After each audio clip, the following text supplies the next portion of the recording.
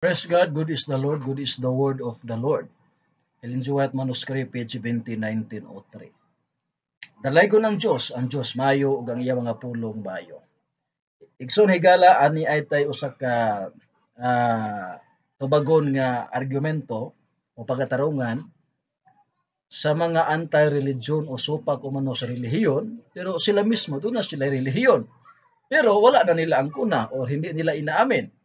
Dahil according to them, mato pa nila, kailangan lang umano, tawato nimo si Kristo, imong tuuhan si Kristo, okay lang umano yan.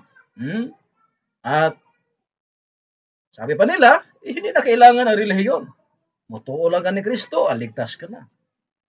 Mao ni ang ato ang tagaan o pagtagad mga igsoon ining maong video. Sa lahat ng mga naglantaw o nanood, nakinig sa ating video ngayon ay ating talakayin, ating pag-aralan at tuntunan. Kung naabay gitawag na to og explicit or implicit, pahayag mismo sa balaang kasulatan, bahin ni ining gitawag og relihiyon. Sumala pa igsuon sa 1:1:3 sa Titus o Tito. Sumala pa sa version nga contemporary English version ni Aston kamot paigala. Kini gitawag atog CEV, Contemporary English Version. Ito po ang ating mabasa mga igsuon kon importante ba gyud o naa ba gidinhan nakasulat ang relihiyon? Og miingon ba ang mga apostol nga kinahanglan masabtan niya? Kay uban mahigala wa sila kasabot niining relihiyon. Niadto masahon mahigala. From Paul, gikan ka San Pablo, a servant of God, an apostle of Jesus Christ.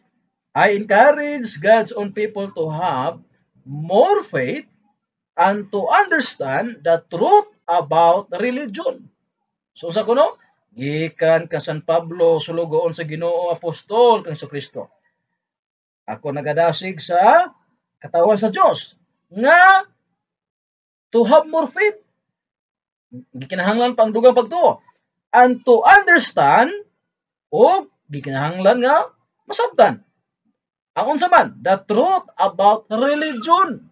So gikinahanglan gid masabtan ang kamatuoran bahin sa relihiyon. So dunay nakasulat sa balaang kasulatan. Ang problema, wala nila gibasa or wala nila ni tagag pagtagad ba. Ang ila ramang kung nabasa igsuon, John 3:16 ra. For God so loved the world and He gave His only begotten Son. And believe it in Him. So, mo-believe lang ka. Mutuo lang ka ni Kristo. Ligtas ka na. Kaya mo rin na, mo kanina kasulat. Ang problema, hindi ang Biblia, technically, hindi lang usa ka teksto. Dapat unta ka ng teksto ha, imo nang kuha, papilit mo, at bukid, magwali-wali ka dito, igsuon. Mutuo ra ka ni Kristo, ligtas ka na. Yung problema, igsuon, miabot manig sa 66 ka libro. Gikan sa Genesis, padulungan to sa pinadayag. Nga naman, tungod kay, ang gitawag na to kamatuoran igsuon, dili lang sa usa lamang. Part ka na sa kamatuoran, pero gikinahanglan ang paggitawag to pagsaliksik pagtuon ba. Abitan na miingon di igsuon sa gitawag na to og 3:16 sa 2 Timothy.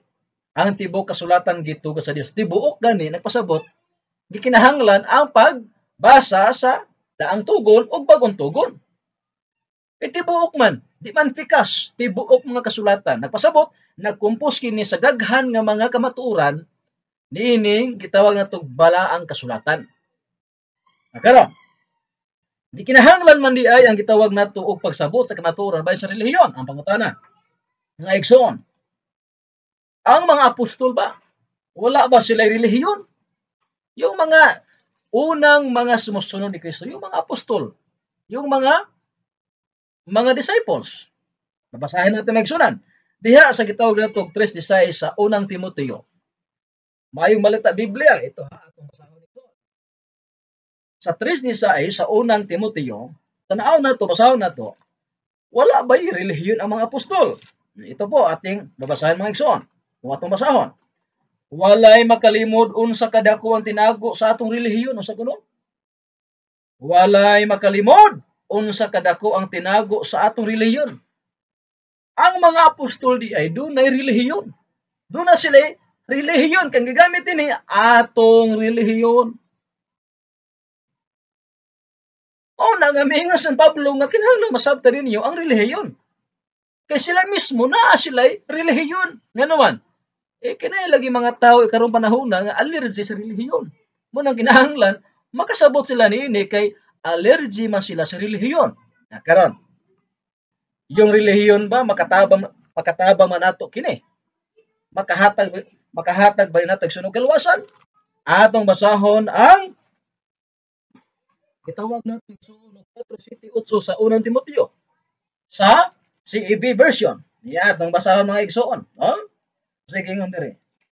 Matud pa diri mga kaigsuonan sa Yara. Don't have anything to do with worthless, senseless stories. Work hard to be truly religious. As the saying goes, exercise is good for your body, but religion helps you in every way. It promises life now and forever. Sa verse 9, ang sabi dito, ang pag-exercise umano, maayo sa lawas. Apan ang relihiyon, but religion helps you, makatabang nimo in every way sa tanan nimong mga dalan. It promises life og magahatag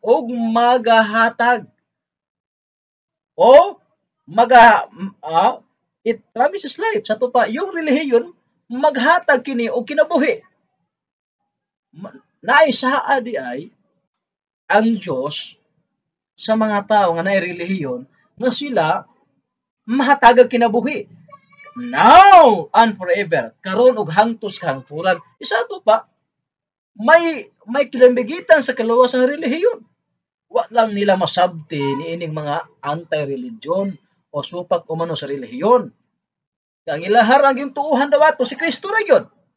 Ngunit wa nila masabti nga si Kristo di ay adunay paagi na siya instruksyon aron nga iyahatang luwason.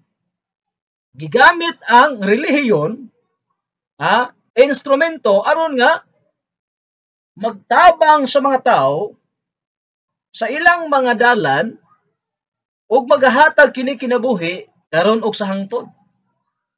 So malinaw po yan mga higala ug mga igsuon. Kaya sa Santiago 1:26-27 doon na po yung duha klase relihiyon diha. Na relihiyon ngulay pulos, na po relihiyon nga putli dalisay. So gikinahanglan na gyud ang pagtuon igsuon kung niining daghang relihiyon karon sa kalibutan ay asa may dalisay ani relihiyon. Asa may relihiyon ani ngulay pulos. Doon na day relihiyon ngulay pulos, na po relihiyon nga dalisay nga mao to ang giingon sa Pablo nga atong relihiyon og maghatag kini og kinabuhi karon og sa kahangturan. So igsuon, importante ang dugang nga pagsusi, pag-research. No? Ang Diyos mismo, no? Maoy nag-plaster na anang tanan, no? Iya kanang yang gisugo ang mga apostol para isulat na naa. Aron masayod ta nga aduna gid relihiyon nga matuod nga nagbarog ning katapusang mga adlaw. Aron masayod kaniya na kinahanglan imong susihon, imong diskubrihon unsang relihiyon nga naa sa Biblia o naa sa balaang kasulatan o kung imo na nang masabtan magsunan ayo paglangay sulod ni ana, no? Ngano man tungod kay mao kana ang magtabang kanimo aron nga luwason ka ni Kristo sa iya unyang pagpadayag. Salamat ako magaingon. Praise God. God is the Lord, God is the word of the Lord.